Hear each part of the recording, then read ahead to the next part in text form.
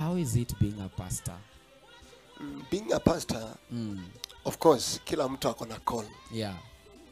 Lakini inategemea umeitwa wapi. Aha. Unaweza kuwa umeitwa lakini hujaitwa kuwa pastor. Aha. Unaweza kuwa umeitwa Yes. ila umeitwa kuwa kama wewe umeitwa kuwa mwimbaji. Ndio. Kila mtu ana kitengo chake, kila ameitwa kuwa. Yes, yes. Lakini kwangu mimi nilisikia hiyo wito wa ku-express the word. Wow. Nikaona kwanza ni vizuri niingia pale. Amen. Kama vile Mungu alivyokusudia. How do you deal with challenges when they come? Ama pasi wa wananga Anyway, challenges. Challenges zipo. Nyinyi ndio ni weapon yetu. When we have Challenges zipo. We face a lot of challenges. Yeah. Na hizi challenge ni kwa kumtumaini Mungu. Amen. Na kumwomba Mungu atupe neema ya kukabili hizo challenge. Yeah. Kwa sababu of course tuseme sio pastor tu, lakini kila ministry, kila huduma na kila section ina challenge zake. Amen. Hasa tuseme kwa mchungaji, challenge ni mingi sana. Wow. Na unajua kuwa kiongozi, kila kitu kinakuelekea wewe. True.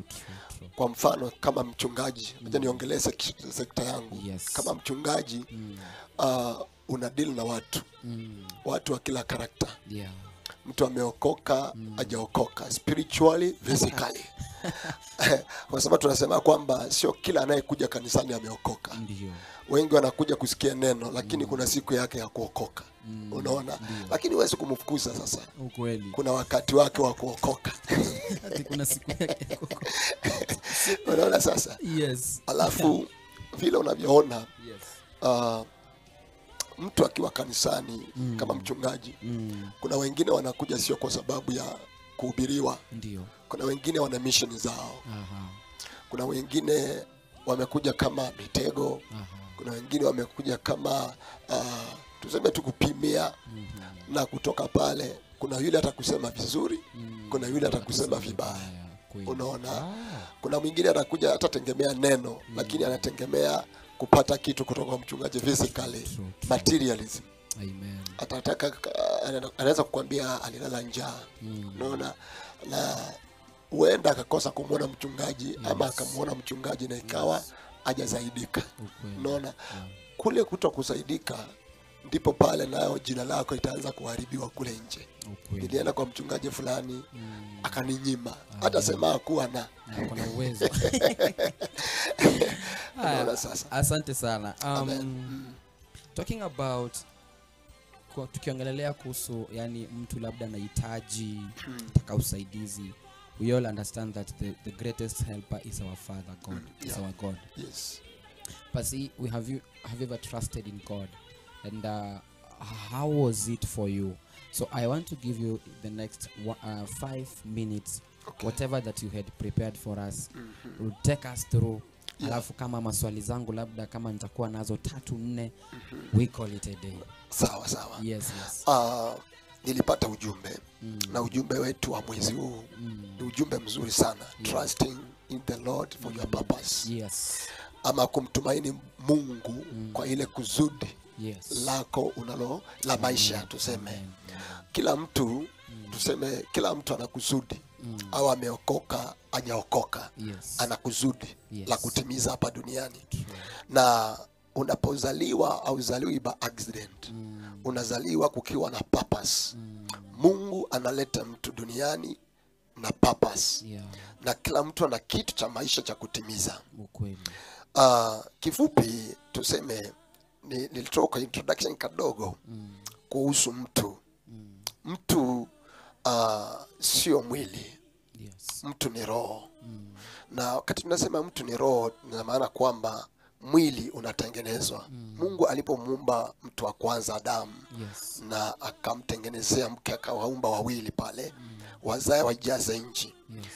Kile kilichotokea pale ni kwamba hao walioumbwa na Mungu sasa waendelee na kufanya nini? Na kusalisha. So wanasalisha nini? Wanasalisha mwili. Mungu ndiye anashusha roho, anaifix. Wakati baba na mama wamekutana, ile roho inafiksiwa. Ile roho ndiyo itasaliwa, itafiksiwa kwenye mwili wa Teddy. So Teddy sio mwili. So aliyetoka mbinguni sasa Ndio. ndiye ako na kusudi la maisha la kutimiza hapa duniani. Amen. So haijalishi umezaliwa wapi na mazingira aina gani. Kile ambacho kina challenge kwa watu sana, Yes. ni mahala amezaliwa anaona kwamba ni pabaya, hapastahili, Sana. wazazi wangu wako down, familia yangu haieleweki, lakini ana kusudi la kutimiza. Au ameokoka, hajaokoka, Yes. kila mtu ana kusudi la kutimiza. Amen. Huo umezaliwa kwa ukahaba, kwa umalaya, wapi? Anazaliwa kwa kusudi. Yes. Kile kipo aliyemzae watajuana na Mungu wake baadaye. Yes, sir. Unaelewa? So wakati tunasema trusting in the Lord, Yes. kumtumaini Mungu kwa ile kusudi lako ambalo unataka kulitimiza, ni kwamba mtu anapokuwa na kitu cha kutimiza, watu wengi leo wameama kwenye kumtegemea Mungu, wameanza kutegemea vitu tofauti. Aha. Kwa mfano, wachungaji, waimbaji, watu ambao wanahusiana na Mungu, Yes. wanaona kwamba kile wanategemea akiendi, Yes. wanaamua waame kwenye kumtumaini Mungu, Yes. wanavitegemea vitu vilivyotengenezwa na wanadamu. Na hapo ndipo tunakosea. Ni vizuri kama upo hapa chini ya jua, Yes. kumtumaini Mungu kwa kile ambacho unataka kufanya. Kama mimi hapa, tukiongelea kuhusu huduma, huduma ina challenge. Ndio. Unasukuma kama una shamba,